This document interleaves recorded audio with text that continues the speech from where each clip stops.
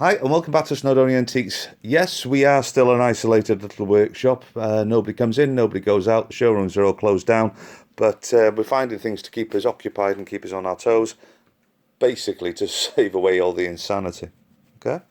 Right, what we have here is a beautiful little Regency, what I would say would be a work table.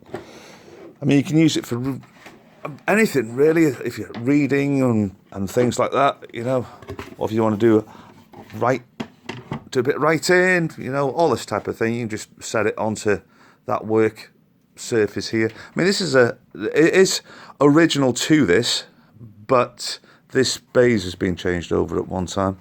If you look down the side here, you can see this wonderful little ratchet system that it's got to be able to take the weight of this reading surface. Very pretty, made out of oak, and the interior wise, drawer liners are all oak. This is mahogany, well, ish. I think it's a veneer that's underneath there on pine probably. Problem that we have is with it, because of all the weight that's actually on this section here, this part here has become very, very loose and wobbly. Okay, nice little gun barrel turning. I really do like that, and it comes down into these Regency splayed legs on casters. Again, you're going to have breaks in the legs. It's all part and parcel of it, to be honest with you. It happens with this type of thing. And what we're going to do is, one of the things I do like are these, one on either side.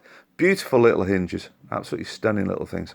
Attention to detail is everything, even in those days. It's a nice, simple technique, and it works. It's very, very effective. So what we're going to do, put it back, turn it upside down, and have a proper look at it. Oh, I wish I had a proper camera system set up. There you go.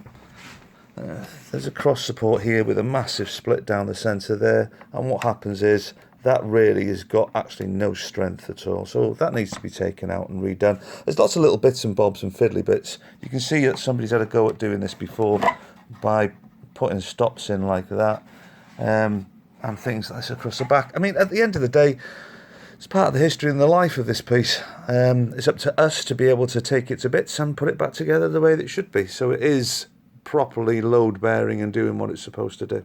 Okay.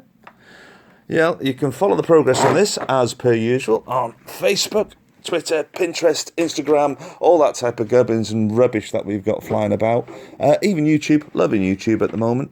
And we'll see this piece when it's been completed. Okay.